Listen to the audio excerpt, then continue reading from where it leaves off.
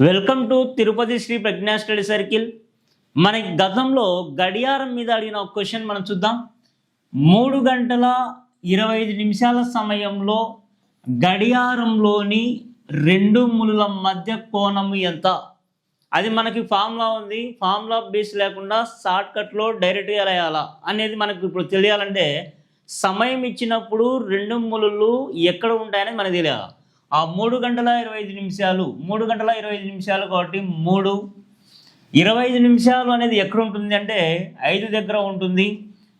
ఇది మనకి టైమింగ్లో. ఇప్పుడు నిమిషాల ముళ్ళు గంటల ముళ్ళు ఎక్కడ ఉంటుంది? 3 గంటలు అన్నప్పుడు గంటల ముళ్ళు 3 దగ్గర ఉంటుంది, నిమిషాల ముళ్ళు అనేది 5 దగ్గర ఉంటుంది. ఇది మనకు రావాలి. ఇప్పుడు 3కు 5కు డిఫరెన్స్ ఎంత అంటే 2. వీటి యొక్క డిఫరెన్స్ ఎంత? 2. ఇంకా మనకి గంటల ముళ్ళు ఒక గంటలో చేసే కోణం మీకు తెలుసు ఎంత? 30 degrees ఈక్వల్ ఎంత? 60.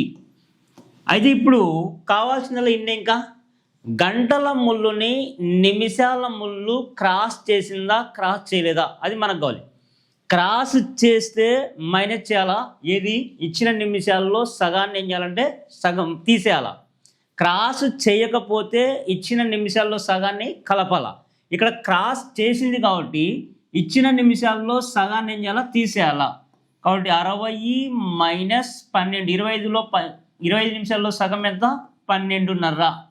కాబట్టి 60లో 12:30 తీసేసి 60 మైనస్ 12 48 హాఫ్ డిగ్రీస్ తీసేయాలి. కాబట్టి 47.5 degrees 47.5 degrees. అయితే ఇక్కడ 47.5 అన్నా 47.5 అన్నా రెండు ఒకటే. కాబట్టి మనకేమొస్తుంది? ఆప్షన్ 3లో వస్తుంది.